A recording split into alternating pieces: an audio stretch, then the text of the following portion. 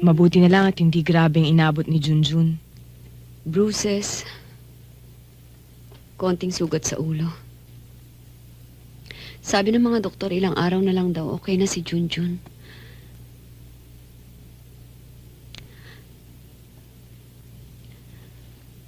Alam mo, Monique, nag-aalala ko sa maaaring maging epekto ng nangyari kay Junjun. Oo nga eh. Lalo pa hirap siyang ilabas kung ano man ang nararamdaman niya sa kanyang kalooban. Ma'am, telepon ho si Sir. Eh, 3 beses na ho siyang tumatawag eh. Anong sasabihin ko? Ayoko makipag-usap, sabihin mo tulog.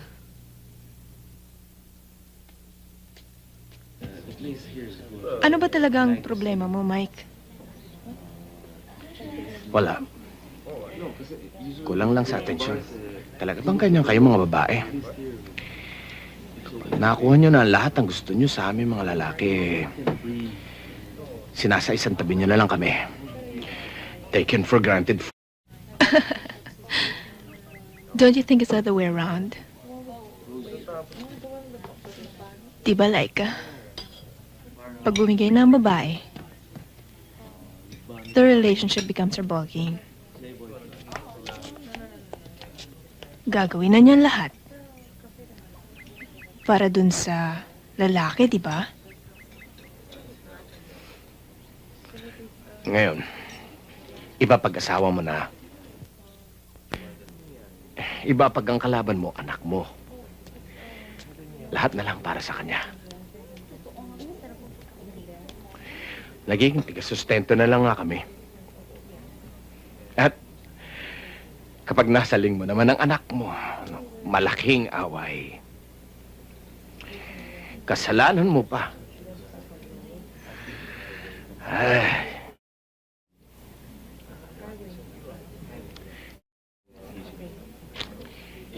Paano na ako? I've never been a wife, Mike. Pero isa lang ang sinisiguro ko. I give everything para dun sa lalaki sa buhay ko. Lalong-lalo na kung ang lalaking yun ay ikaw. Finally, I've got you where I want you. Pero hindi pa yan tapos. I want more, Mike. I want all of you.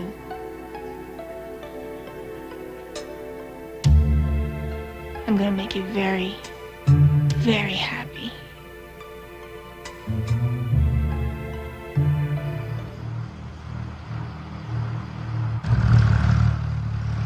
Let's go, Reggie. Don't cry. Let's go inside.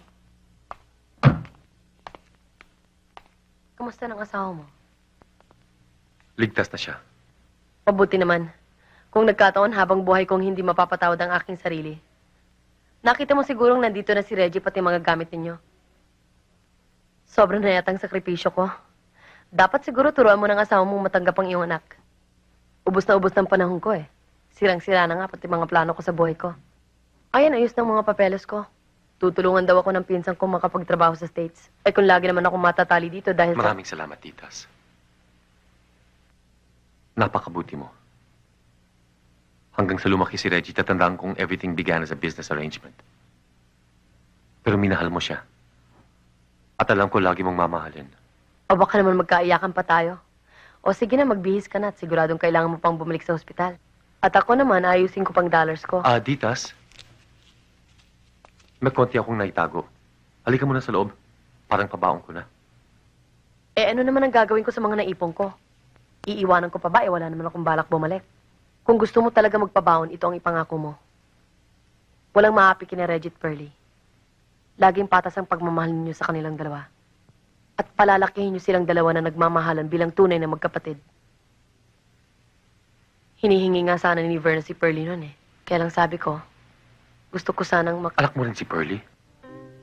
Sino ba pinuntahan mo na magka-problema ka kina Finn at Reggie? Saan ka natulog? Sino yung nakasi... Anak natin? Tunay na magkapatid sina Reggie at Pearlie? Itago mo na lang yan sa sarili mo. Dahil hindi yan matatanggap ng iyong asawa. Kaya nga ginusto ko na rin lumayo eh.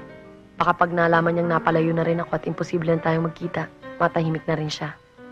Maasikaso ng mga bata.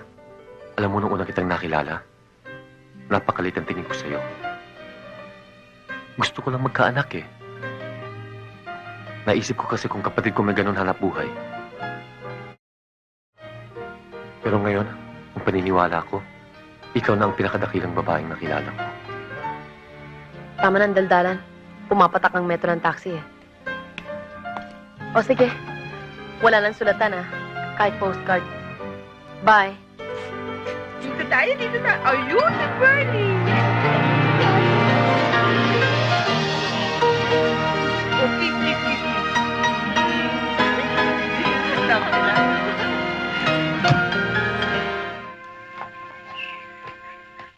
Naguguluhan ako, Teddy. Nasa gitna ako ng dalawang nag-uumpugang bato. Parehong malaki ang pagkakautang na loob ko sa kanila.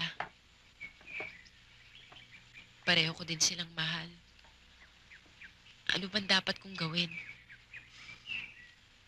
Ang ina ay ina. Ang lola ay lola lamang. Pero kung akong tatanungin mo, mas matimbang na mahalin at pagkasamahan ng iyong ina kaysa sa lola mo. Nasa hustong gulang ka na.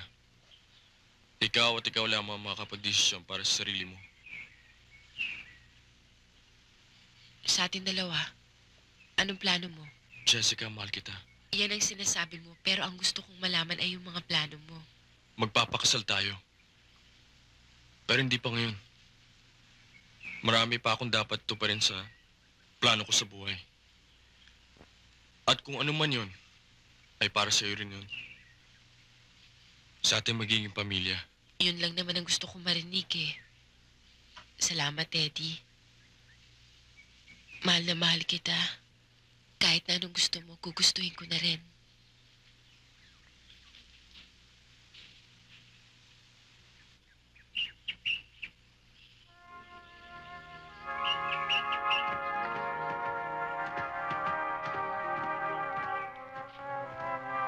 Teddy, ano to?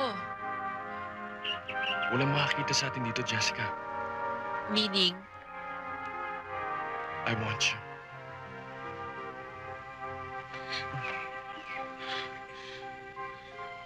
I want you now. Wag muna, Teddy. Wag muna. Bigay mo na sa akin. Bigay mo na sa akin, Jessica. Teddy, baka hindi ko na mapigilan ang sarili ko. Wala na makakapigil sa akin.